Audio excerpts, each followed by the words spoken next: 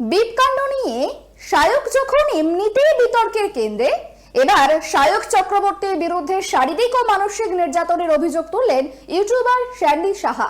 স্যান্ডির অভিযোগ, মদ্যপ অবস্থায় শায়ক তার উপর শারীরিক অত্যাচার চালিয়েছিলেন।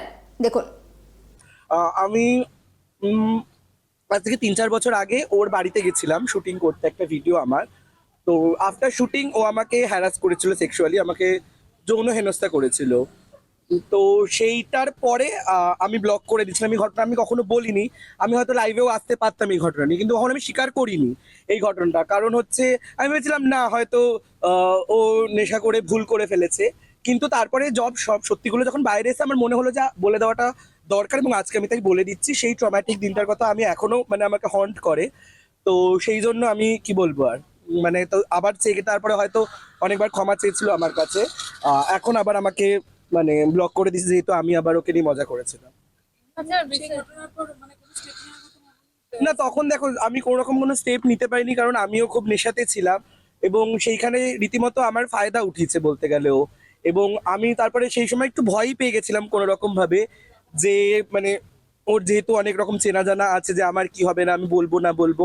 তো একে একে যখন সত্যিগুলো বের হচ্ছে, কারণ লোকে হয়তো আমার কথা বিশ্বাস করতো না, কারণ ওর একটা so call television artist good image ছিল। তো সেই গুড ইমেজে দেখো আমাকে কেউ তো তেমন সিরিয়াসলি নেয় না, কারণ আমি মজার মতো ভিডিও করি। তো আমি যদি বলতাম, সবাই আমাকে মিথ্যাবাদী বলতো। বাট এখন যেমন ওর একটা রিউমার, যেটা আমি সত্য কিনা জানি না, যে একটা শিশু শিল্পীকে হেনস্থা করেছে, সেটা শুধু ও শিশু শিল্পীকে নয়, হ্যাঁ সেটা আমি জানি না, আমি মন্তব্য করবো না, কিন্তু ও আমাকেও হ্যারাস করেছিল। পুরো আধ ঘন্টা ধরে রীতিমতো অত্যাচার করেছে, মানে সেক্সুয়ালি হ্যারাস। তো এই ঘটনাটা আমি আজকে বললাম, আশা করি এরপরে আমি আইনি পদক্ষেপও নিতে বাধ্য হব, কারণ যেহেতু সত্যতাটা বেরোচ্ছে, আমিও তাহলে মানে আমি ভেবেছিলাম হয়তো আমার সাথে করেছে, কিন্তু যেখানে শুনতে পাচ্ছি অন্য লোকেদের সাথে এই ঘটনাটা ঘটেছে, তো এটা তো অ্যাকসেপ্টেবল নয় না শায়কের জন্য। তো আমি এটার প্রতিবাদ নেব।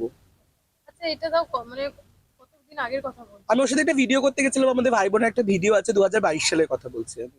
অনেকটা সাহস জুগিয়ে যখন এত বছর বাদে আমি ঘটনাটা নিয়ে বলতে পেরেছি, তো আশা করি এইবার আমি আইনি ভাবে, এবার যেহেতু বহু বছর হয়ে গেছে, তো আমি আমার তরফ থেকে যতটা প্রতিবাদ করার স্টেপ নেওয়ার এবার চেষ্টা করবো, অবভিয়াসলি যেহেতু আমি সাহস পেয়েছি এবার।